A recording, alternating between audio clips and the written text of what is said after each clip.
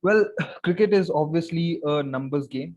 Mm, People who follow the game are very obsessed with numbers. We have seen so many times there are fights between fans of a certain player versus the fans of other players, just debating numbers. And there are a lot of people who work in this field of numbers. And one such person is with me today. That is Mazher Arshad from Pakistan. He's a very renowned statistician.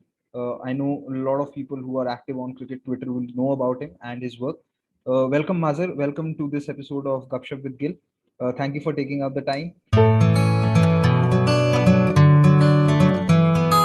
I'd just like to, begin by asking you about your journey and, where did this fascination with numbers begins? Because I've seen sometimes, people like you, people like Mohandas Menon, who I have a lot of time for, just pull out numbers and, trivia also, and instances which no one could have ever thought of. So, do you think it's something to do with the instinct that you guys have because you've been working in this field for so long, or it's just something that you somehow know, okay, like I've watched this and this happened the last time there, and hence now I'll look up the numbers and search. So, how is the whole process of, studying numbers and, bringing out stats?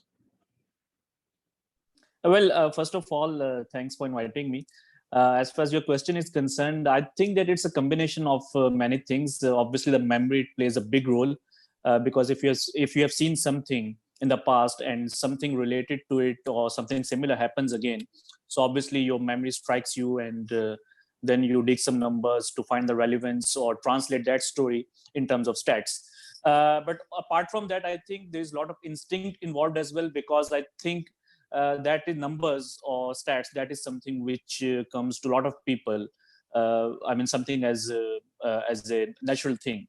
So I think that it's a combination of both. You talked about Mohandas Man, and I think maybe he's as far as I'm concerned, my introduction to cricket stats was Mohandas Menon, because I used to follow him on Twitter, and only after seeing his work, I realized that okay, this is this is a career as well. I mean, a lot of people, they can make a career in this field as well. So then after that, I think that I started taking numbers more seriously because I used to write for websites like ESPN Cricket for Wisdom, and even in those stories, my focus was, or you can say that I mostly used to talk about numbers. So my friends who were close to me, or who were like, I should mention here Tariq Saeed. He's an Urdu commentator in Pakistan. So he's somebody who has helped me a lot in this field. So he actually suggested me to move towards cricket stats. Then I approached a few broadcasters and got some gigs. So that is how my journey started. But I think that it's a combination of many things. It's your interest in numbers, it's your it's your skill in finding those facts or historical data, and then obviously the most important thing is your passion and your interest in the game. Quite an elaborative answer, and I'm sure anyone who's looking to venture into this field and understands cricket will have something to take this out from that. It's not just your passion only, but you also need to have some kind of memory and develop an instinct to correlate instances and then come up with something. Uh, the next question that I want to ask you is that you've worked in quite a few tournaments. You've worked in the 2015 World Cup. You've worked in the 2016 World Cup. You've worked in many editions. I think probably all editions of PSL. So, what is the difference while sort of coming up with numbers for while you're, working during a live game and when you're doing an article? Because I'm sure during a live game you have to be much more focused in onto the events that are happening, but while doing an article or while after the game you have much more time to look through it. So how do you manage that? Because in the live game you also need to come up with those numbers and everything quite quickly, like okay, what's the strike rate of a certain batsman in a certain area, where does he score a lot of runs with? Because now we have seen that even data analytics has taken another step in the coverage of cricket. So how complex and how difficult can it be, digging up numbers while a live game is on? Well, obviously, live broadcast is a lot more challenging than writing articles or even like tweeting something about stats, because when you're writing something, you have a lot of time. There's a lot of margin for error. Even if you have made some mistake, you will always have time to change it. But in TV broadcast, I mean, everything has to happen real time. So there is no margin of error.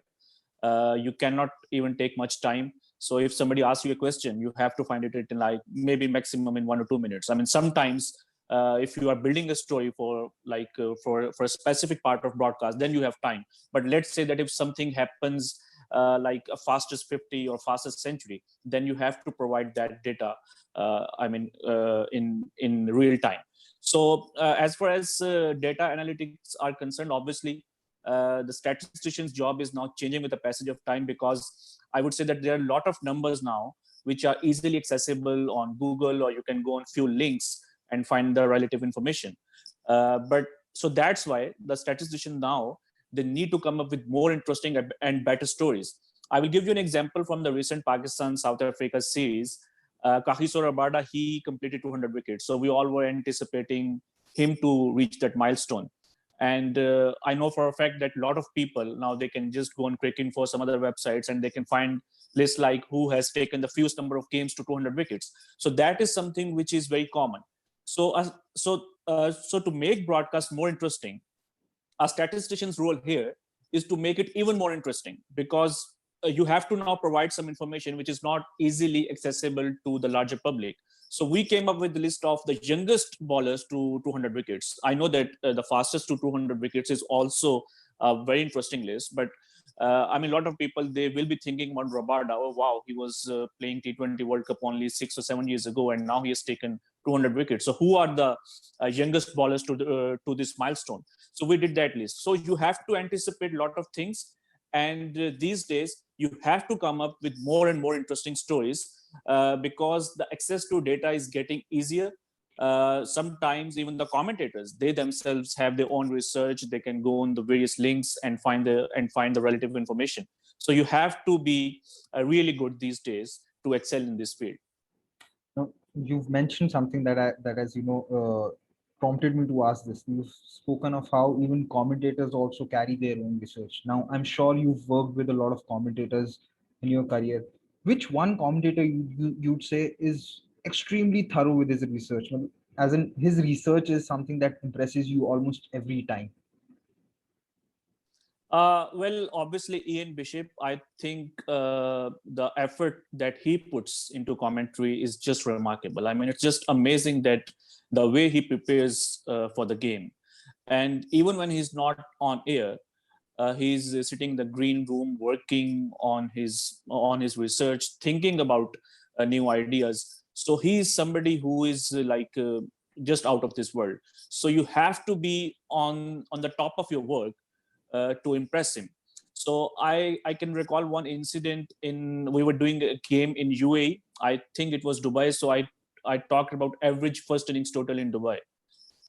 So the first question that came from him was, okay, this is average, but tell me that how many games here were played between the associate teams, because obviously when low key teams are playing, the average is likely to be lower. Then he asked me that how many of those games were day games and how many of those games were night games.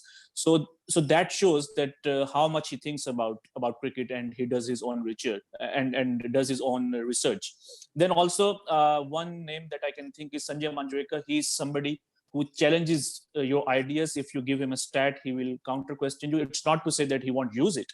I mean, I know that he loves his stats, but still, he will challenge your ideas. So these are some names. Then Michael Atherton, obviously, because he's a writer as well. So he's always thinking about the game, his research and his knowledge of the game, and his intelligence towards this sport is just amazing. From Pakistan, I think Bazid Khan is a very underrated commentator. I know that his fan following is not as big as some other commentators, but he is again somebody who, in terms of cricketing sense, is quite sharp and brilliant. And I think he's one of those commentators who I really love working with. That's pretty interesting. Ian Bishop was one name I was expecting, but The other three names I'm really slightly I wouldn't say I'm very surprised with, because I've Well, seen. there are actually more than three names. These are three or four names that are on top of my mind. But I'm sure that there are a lot of commentators now these days who are brilliant with their research. Mike Haseman, I can think another name, because his TV sense is just amazing. If you look at him doing pitch reports or Hawkeye analysis, he's an amazing broadcaster. So I mean, there's so many names now. Previously, maybe the commentators. Uh, they were also it has something to do with technology as well, because now everybody has a laptop, everybody has a phone, everybody is on Twitter, social media, so they can get a lot of stories from these platforms as well. So I think the younger generation of commentators, they are coming with some really good research. No, the reason why I said I was a little surprised with these names was because what we have seen is, and I'll be honest in admitting this, Sanjay Manjrekar amongst the Indian populace on cricket Twitter receives a lot of flack, and I can say the similar sort of thing for someone like a Bazir Khan as well. What people actually confuse the two things. They I think sometimes are not able to differentiate between their commentary style and their research. As far as Sanjay Manjrekar is concerned, I have personally found him to be very, very thorough with the numbers and uh, the research that he does. And another thing that I think people sometimes have an unreal expectation of is they expect sort of every cricketing pundit to get everything right, which is obviously not possible even for the best. I'm sure there would have been instances where you would also have felt that, okay, this player is going to do well, or this player will not do well, but you've been caught surprised with. Well, I think that the amount of criticism that comes on social media these days, it is just insane. I mean, people, they just forget your previous opinions, and they just target you or try to nail you on what you have said at that particular moment. For example, I have been a massive fan of Muhammad Rizwan. I've been calling for his selection for like from last 2 or 3 years. Even before 2019 World Cup, I wrote articles, I found stats, I did some research to say that he is someone who should be in the Pakistan team. He should be in Pakistan's test team. But when I criticized his T20 selection based on his record, I mean, he proved us wrong. That's another thing. But based on his T20 record, when we talked about his strike rate, a lot of people, they called me anti-Rizwan, completely forgetting the fact that I was his massive fan and always called for his selection. And then when I mean, obviously, when we're saying that Rizwan's strike rate is an issue, so the people, so they start thinking that okay, now he's talking in favor of Sarfaraz. I mean, this is not the right thing. I mean, if you are praising somebody, that does not mean that you are denouncing or you are degrading any other player. Or if you are or if you are talking about some negative aspects of some player, that does not mean that you are praising a player who is like who has taken his place. So And I think this is the thing with social media. I recently tweeted that thing as well, that if you are talking, that if you are praising tea, people will say that okay, he's against coffee. But if you are praising coffee, people will say that okay, he's talking against tea. And if you manage to somehow praise both of them, then the people will be saying okay, your silence on hot chocolate is very alarming. So I think that the criticism that comes to I mean on social media, it is just insane. And most of the times we are not even bothered about it, because when you have said something which that it is the right thing, so obviously you should have this courage to face the criticism. So same happens with commentators. I mean, look at Harsha Bhugle. He is one of the nicest commentators in the world. He always talks sense. But even sometimes you go on his timeline, I mean, or the comments under his tweets, there will always be people who will be disagreeing with him, which is unfair as well. So same happens with Sanjay or some other commentators. I mean, it is very difficult to please everybody. So I think that this social media criticism, sometimes it is just insane. I think you missed the most important word that floats around when something like this happens, and the word is agenda. You have an anti-Rizwan agenda, or you have a pro-Sarfaraz agenda. Yeah, yeah. Agenda is the word you're looking for, but yes, I saw that tweet where you said that if you praise tea, you you said that you're anti-coffee. But yes, I mean, such are the times. But you're pretty right about it, that you have to take in take it into your stride and then sort of live with it.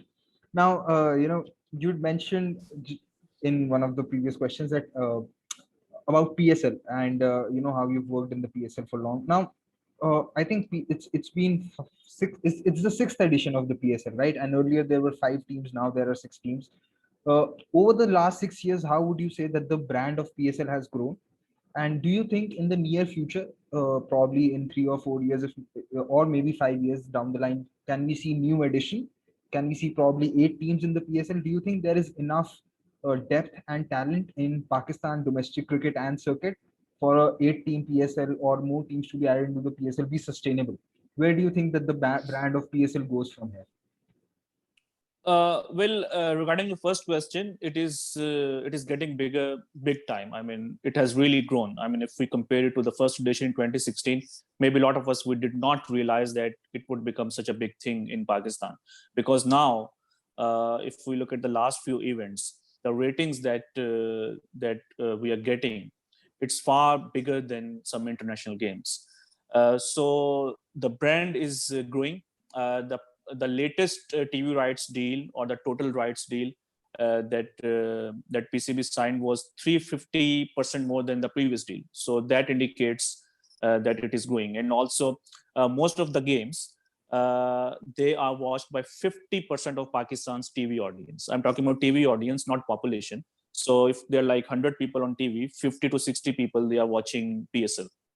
So the brand is growing. There is no doubt about that. As far as increasing the teams is concerned, I think that considering Pakistan's dynamics, 6 teams they are fine, because if you are having 8 teams, then obviously you will need about 100 good quality local players, which might be a challenge. I mean, I'm not saying that they won't be able to find it, but to maintain that quality, it will be a challenge. And secondly, the challenge which is even bigger is that if there are 8 teams, then obviously the number of games will go up. So you will need about like 40 days or 45 days to have that window.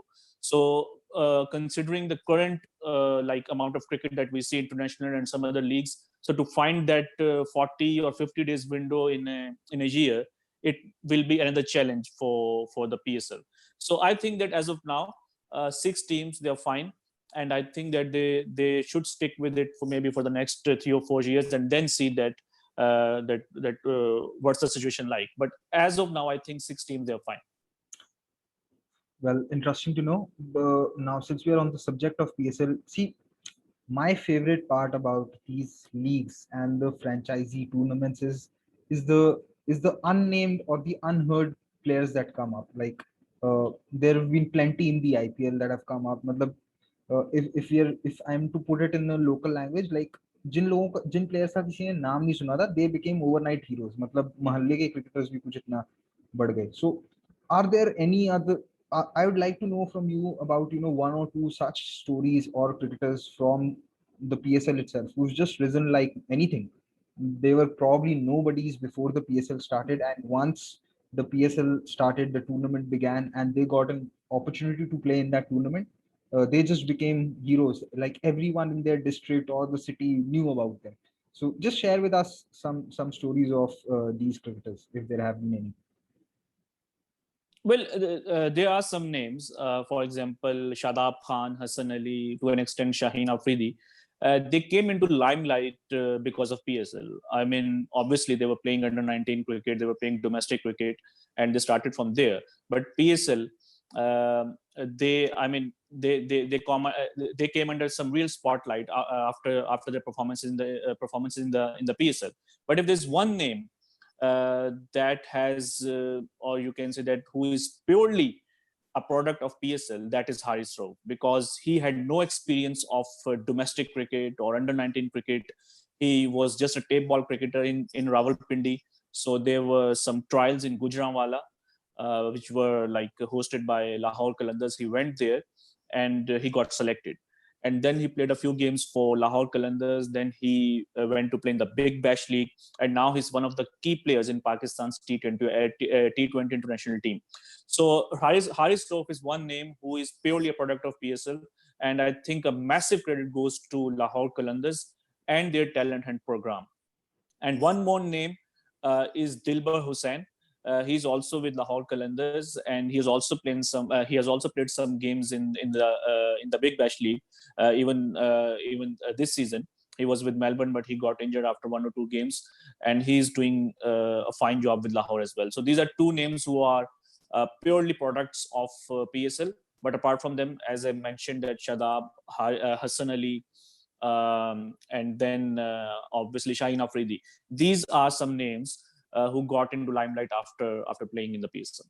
Correct me if I'm wrong, but Haris Rauf played for Melbourne Stars, right? And I think Yeah, there was this one instance. This video was very viral on social media when he was probably given the man of the match. Was called to speak on it, and then he called Sandeep Lamichane, who was doing the translation for him. Am I right? He's the same cricketer. yeah. That's right. That's right. And also, I mean, it's a beauty of franchise cricket. I mean, a player from Pakistan, he's man of the match, and a player from Nepal, he's translating his words. So that is beauty of franchise cricket, I think. And also, he got to play with Glenn Maxwell, and he was and Haris Rauf, he himself says that his hero is Dale Steyn. And if I'm not mistaken, in that tournament or in that season, he came into Melbourne side because I think Dale Steyn was unavailable. So that's another good story. So I think that Haris, he's one of the fine products of PSL, and the way he has handled the international pressure or the pressure of some high octane games, I think credit goes to him. Well, good to know. I mean, I always look forward to stories like these. I mean, I do follow cricket mostly, but I think my fascination from sport comes from these stories where you see people being united so easily and playing for a common cause, and it just transcends boundaries. So always good to hear about these stories. Now, moving a little closer to home. I'm sure that you were from that generation which would have seen that 2004 series when India toured Pakistan for the very first time in 20 years, I think 20 or 19 years. And you would have been probably, I'm not sure, I'm guessing that you would have been at one of the games also, and be able to soak in the atmosphere. So I just want you to talk about that series and how that was such a such a landmark moment in the cricketing history of two countries.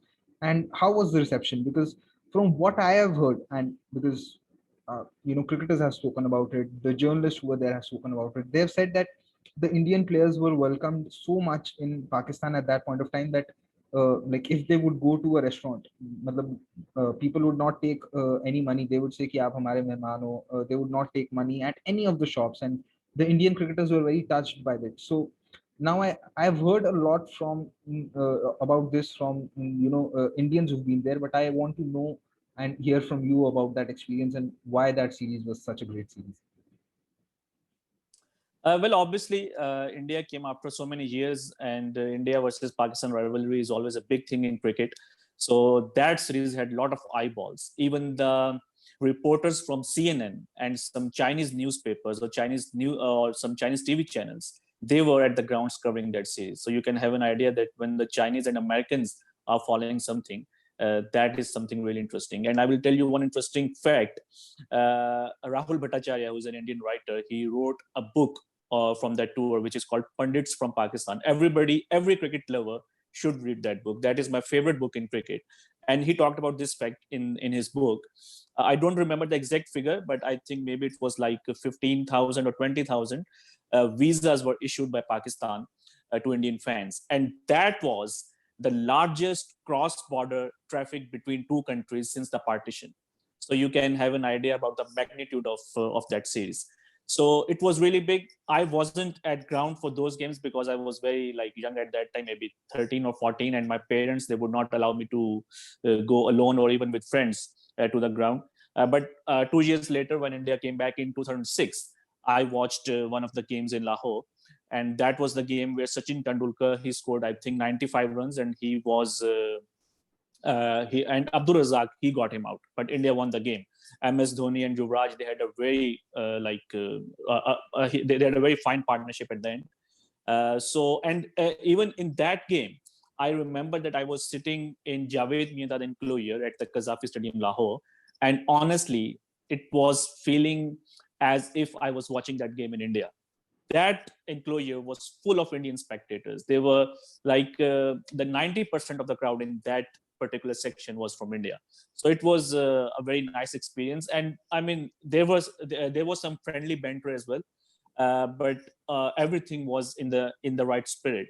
So that is something which I think the current generation of cricket is missing, that India-Pakistan rivalry. I mean, just last day or 2 days ago, I was talking to Muhammad Amir. I actually interviewed him, and he talked about this rivalry as well, that he loves bowling to Virat Kohli, he loves bowling to Rohit Sharma. But that is something which the fans are missing. I mean, we see India-Pakistan only in the World Cups or in Asia Cups. So I think that this bilateral rivalry is something which is being missed in cricket big time. You mentioned one thing, and that still is giving me a little some goosebumps of sorts, that 15 to 20,000 visas were issued, and I think that's a huge number anyway. But one thing that you mentioned about the friendly banter. So what I've seen now is that over the especially at the stadiums, like if you see stories that come up whenever India play Pakistan at a neutral venue, like when they played in the 2017 Champions Trophy, or in the 2019 World Cup in England, uh, that I think that friendly banter has increased, but there's more acceptance when a team loses, or does badly. Earlier, we would see that even on the ground, people would get so passionate and fight about it. But I've generally now tend to see that with the Indians and the Pakistani fans, that acceptance and that maturity has come into play. What do you think? I'm asking you this because you've probably have had the more experience of being at the ground. Do you think that the crowds have matured more than what they were, say, probably in the early 2000s or the late 90s? Yeah, absolutely. I think in late 90s there was a very terrible incident in Canada, when in one of the games in Zamam he pulled somebody from the crowd and he called somebody to bring the bat because he wanted to hit him, because I think he was using some bad words against him. But now this thing has changed. I mean, the people, they have realized, the people, they are more mature. They know that how sports work. So I think I will give you an example from the 2017 Champions Trophy final. I wasn't working on that game. I wasn't doing my usual TV duties, but I was there at the ground, and I went into the crowd. And actually, I took a picture with the Pakistan flag. Zainab Abbas, who is a Pakistan broadcaster, she was with me. And that picture, we both were holding Pakistan flag, and that picture was taken by somebody from India. So I think that now there's more acceptance to sports. People now, they understand sport more than before. So I think, as you said, that even the fans now, they have become more mature. Well, that's always good to know, because what we tend to forget sometimes, while we are passionate about the sport that we love, is that at the end of the day, it's still a game, and I've personally never liked whenever broadcasters have highlighted or even news channels have highlighted as it's some kind of a war, or it's an unsaid war that you need to win, etc., etc. I've for one, I feel that it's a huge disrespect to the people who actually serve in the forces. Two, I think it is grounds for creating some sort of bitterness, which I've never been in favor of. So it's good to know, from your experience on the ground, that people have generally become more mature. Now, since we are on the subject, I've personally seen that there's a lot of admiration for the likes of Virat Kohli and MS Dhoni in the Pakistani cricket fraternity. Uh, is it something that we only see on social media, through some photos, or that is genuinely the case that people really admire the likes of Virat and MS? Well, that is a genuine case, because if you remember, I think it was in 2019 World Cup. I think that there was a picture from Lahore which became viral on internet. So there was somebody wearing Pakistan jersey on his motorbike, but the name behind was Virat Kohli. So that picture, it received a lot of eyeballs. So it means that people, they genuinely like Virat Kohli. And in fact, I think that I have massive respect for the past great Indian players, the likes of Sachin Tendulkar, Rahul Dravid, Yuvraj Singh, Virender Sehwag, all of them. But I think Virat Kohli is somebody, or maybe the first Indian cricketer who is genuinely liked in Pakistan.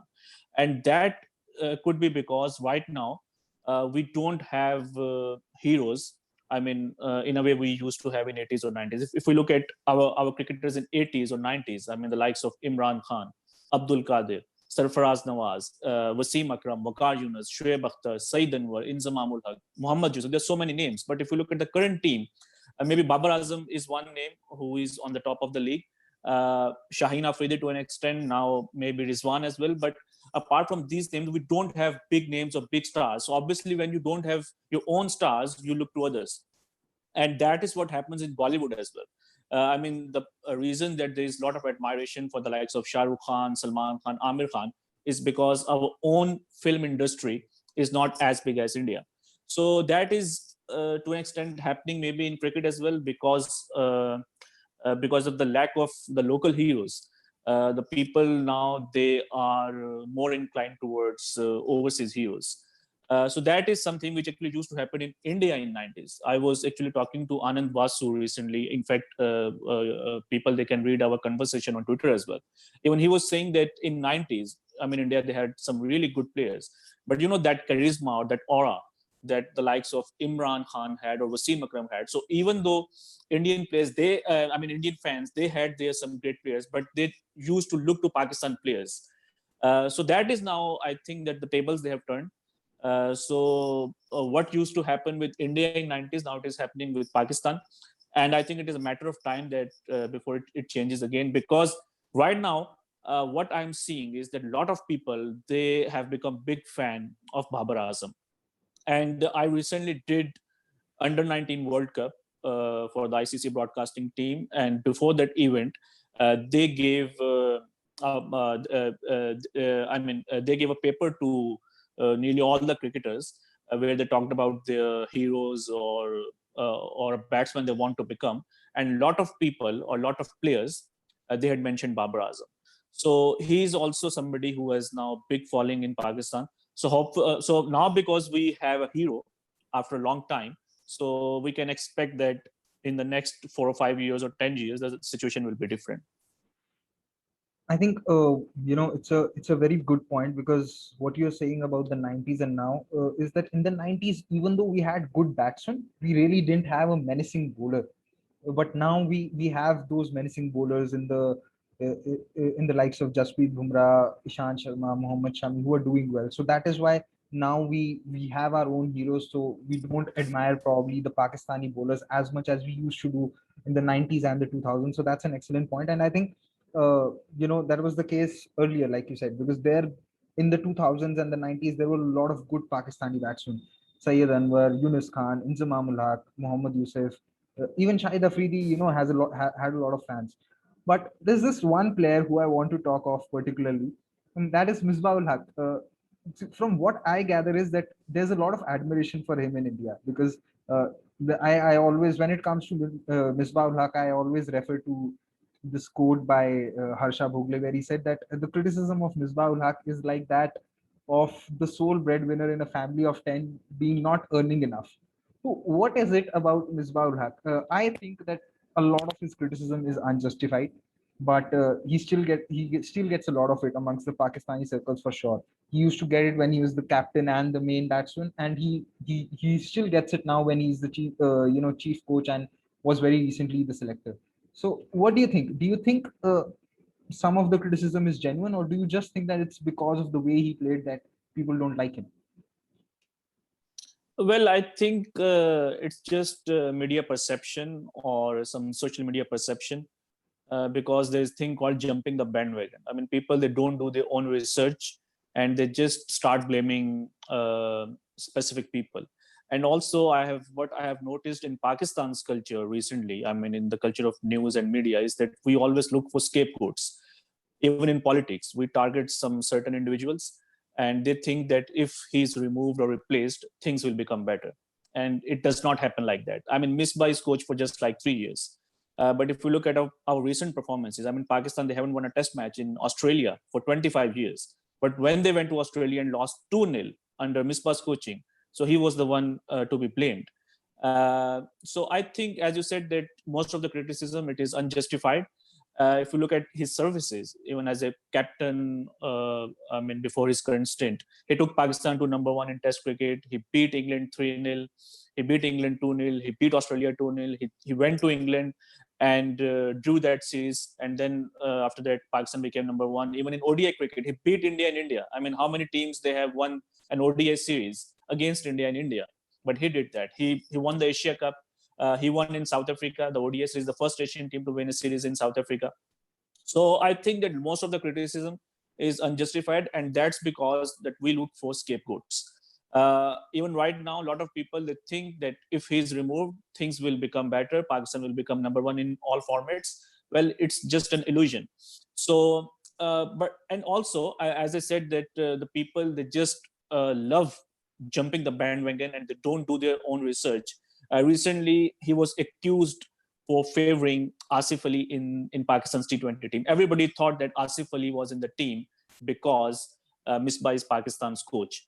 But if we look at facts, Asif Ali has been selected by Pakistan's every selector. He has been selected by Pakistan's every coach. He has been selected by Pakistan's every captain. He played some 20 games under the coaching of Mickey Arthur, and he never dropped him. He played some 20 games under captaincy of Sarfraz and under the selection of Inzamam, and he was never dropped, not even a single game. But Misbah, he has used him just like for maybe, I think, 9 games, but people think that he is the one to be blamed.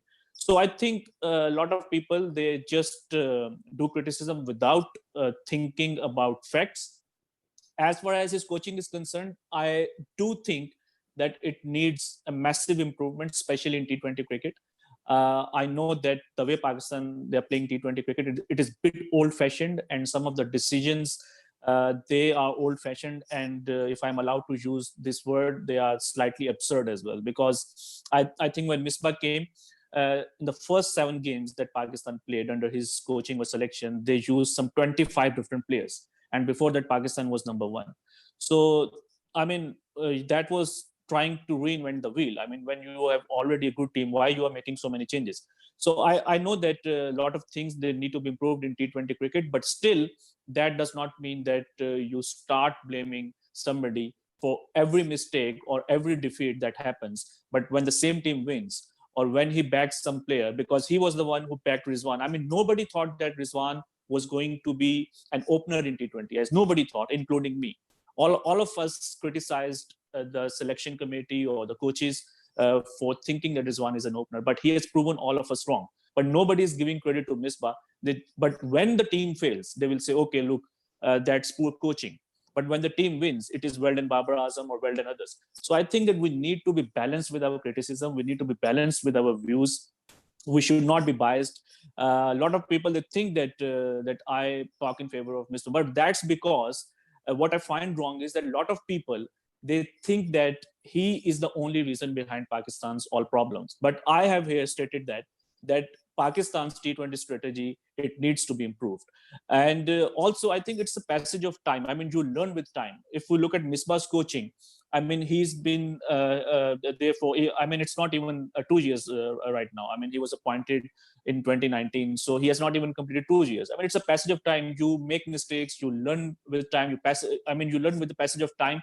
If you look at Babar Azam, the start of his career, some games that he was playing in Test cricket, a lot of people, they thought that he was not going to be a test player, but now he's equally good in all 3 formats. A lot of people thought that his strike rate was an issue, but now his recent strike rate in T20s is 140. So if you give people time, if you give people some margin of error, I think they will improve it. They will eventually improve. Fair point. What you've said is essentially something that I've always said for captaincy also. People tend to judge captaincy just on the basis of results, while not realizing that captain at the end of the day only forms 9% of the team. And if you take him as a different player, if you take a captain and a player as a different commodity also, then also he comes out to around 15 to 16% of the team. And at the end of the day, he can just give opportunities. But it is, if Virat Kohli is saving Bumrah's overs till the for the death, and he's done the captaincy part all right, but if Jasprit Bumrah has an off day, or the opposition does better, then you can't blame Virat Kohli for it.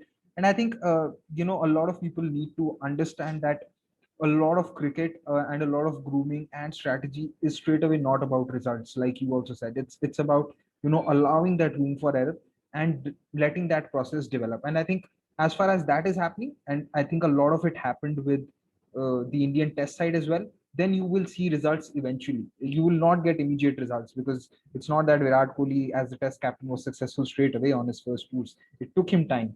So you make a very good point about how Misbah's criticism is unfair.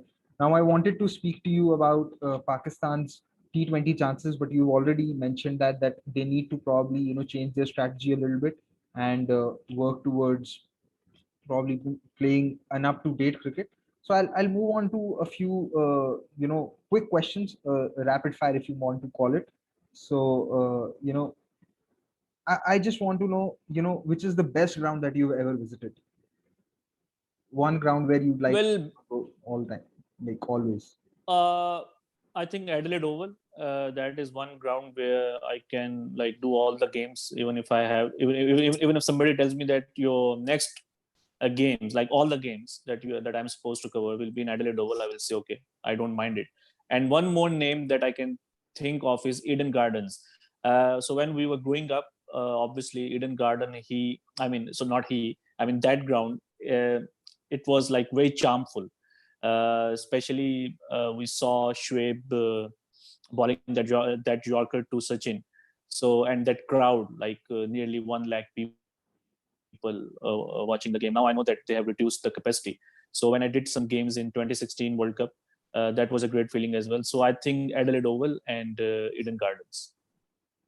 Who's your favorite cricketer all time? Uh, All time Wasim Akram, and currently I would say Virat Kohli. Best friend in the cricket broadcasting fraternity? Best friend, if you're just talking about friendship, then I would say Zainab Abbas and Bazid Khan. Okay, and you had some other name because you said just friendship. Is there someone else? I have a great rapport with the likes of Ramesh Raja, Ramesh Bhai, Wasim Bhai, Vakar Bhai. I mean, I love working with them. But obviously, I mean, because of that age difference, I mean, the friendship is limited. So, but if you are just talking about friendship, then I think Zainab Abbas and Bazid Khan.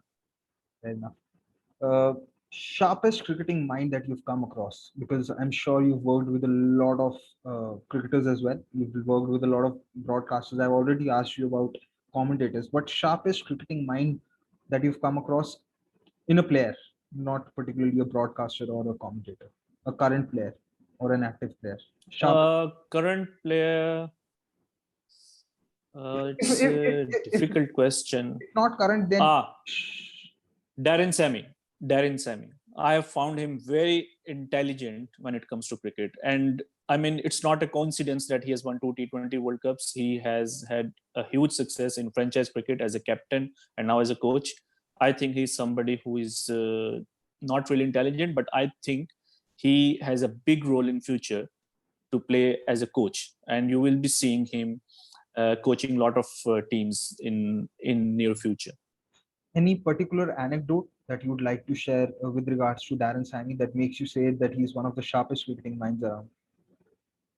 Well, not really an anecdote, but I have actually studied his style of coaching or captaincy, because in 2019 PSL, Peshawar Zalmi on papers they were maybe the weakest team in the tournament, and when I said that they are going to win it, a lot of people they actually made fun of me that how can I consider them to be winners, even though they did not win, but they reached the final and they nearly won it. And the way he carried that team with the limited talent or with the limited resources, it was really remarkable. Even in this PSL, so their batting was really weak, but he was using his resources very wisely. So there was one incident where Imamul Haq he got run out, and I feel that he got run out on purpose, because they wanted to give like enough balls to their power hitters, and they went on to win that game. And From T20 World Cup 2016, see Dinesh Ramdeen. He is somebody who has a Test century. He is somebody who once I think hit some 10 odd sixes in an ODI innings. And he can bat. I mean, he is not a number 8 or number 9 batsman. But in T20 World Cup, he used him as number 8 batsman. In fact, he did not even consider him as a batsman, because he knew if he come in the top order, in the middle order, then obviously he's going to consume some resources. So he wanted his power hitters to use those resources. And if 20 World Cups that both T20 World Cups that West Indies won in 2012 and 2016, Dinesh Ramdin, he was just a keeper. He did not come to bat. So that is something, that is intelligence that you need to realize that, okay, we know that he's a test century. We know that he has ODI centuries, but here we don't need him. So that is something which I have, like you can say, which has impressed me the most in Darren Sammy. And I think is a very sharp cricketing mind. And I'm again predicting that he's going to be a very fine coach in T20 cricket. Pakistan crowds do have a lot of time for Darren Sammy, isn't it? From whatever I've seen and studied about him, they just seem to love him, and he was also conferred with an award. What do you have to say about that relationship between Darren Sammy and the Pakistani crowds? Well, one, because he has been he's playing in the PSL right from the beginning, and he was the first big player who actually came to Pakistan along with Marlon Samuels in 2017. A lot of players, they didn't want to come to Pakistan, but in 2017, Pakistan, they hosted just one game in Lahore, which was the final, and Darren Sammy was the captain, and he actually, I think, sort of convinced everyone that we should go. So he was there, David Malan was there, Marlon Samuels was there, and at that time, he was, in fact, he still is a T20 world champion. But at that time, he had just recently won the tournament in 2016. So he was a big name in T20 cricket. So I think so, maybe because of this reason, he is more close to Pakistan. The fans, they say him as somebody who is very close to Pakistan's cricket or Pakistan's culture. I mean, recently when the PSL was called off, he went to northern areas of Pakistan. He was enjoying Pakistan's food, Pakistan's culture. And a lot of people now, they call him Darren Sammy Khan. So I think it's because of his association with the PSL and especially Peshawar Zalmi that people think that, or maybe that's why he has a big fan following in Pakistan. Well, the last question that I want to ask today is, what's been the most cherished moment of your career so far? You've had quite the career, in the cricket broadcasting and the cricket statistic field. So, what's your most cherished moment? Something that you'd like to tell everyone and anyone that you ever meet. Well, one is T20 World Cup final 2016, when Carlos Brathwaite hit those 4 6s, and Ian Bishop was like, Carlos Brathwaite, remember the name? I was sitting right next to him. So that is one moment that I really enjoyed, and another one involving West Indies. But at that time, West Indies, they were at that moment, maybe it won't be liked by West Indies. That was when Sharon Gabriel, he hit that shot, and Yasir Shah, he got his wicket, and Pakistan, they won the series in the Caribbean for the very first time. It was last test match of Misbah and Yunus. So I think that was an amazing moment as well. So these are a couple of moments that I can think of. Apart from that, obviously I have done some other great games as well. Virat Kohli's first double century in Antigua, I was there for that game. Obviously, some games between India and England in 2018, and then 2019 India-England game, that big game in World Cup. So yeah, I mean, there are a lot of games that I have enjoyed. Well, here's hoping that you have a lot more cherished moments and a lot more memories and anecdotes to share. And hopefully, whichever prediction that you make, today is being the one that you said that Darren Sammy is going to be a very successful coach, comes true like a few of your other previous predictions. And hopefully, there's less more criticism of the punts that you make, and less more criticism of Misbah. And on final note, I'd say hopefully there's a lot more Indo Pak cricket for us to discuss a lot more about it and a lot more stories about it. And hopefully there's a day when we don't see any more fights between the Indian fans and Pakistan fans discussing and arguing who's better, whether it's Virat Kohli or Babar Azam. Because I feel even Babar Azam has said that Virat Kohli is the better player. So on this note, I'd like to take your leave today, and I'd like to thank you for taking out time on coming on the show. And I hope whosoever watches it likes the show. And please, if you like the show, do share it with your friends. Do share. Don't forget to subscribe to the channel. And Mazhar also runs a YouTube channel. He also has a lot of cricketers come up. He shares statistics also. So please don't forget to subscribe to his channel as well. You'll obviously learn something about the game. And yes, that's it for today. Hope you guys enjoyed. Thank you, Mazhar, once again. Hope you had good fun. Thank you.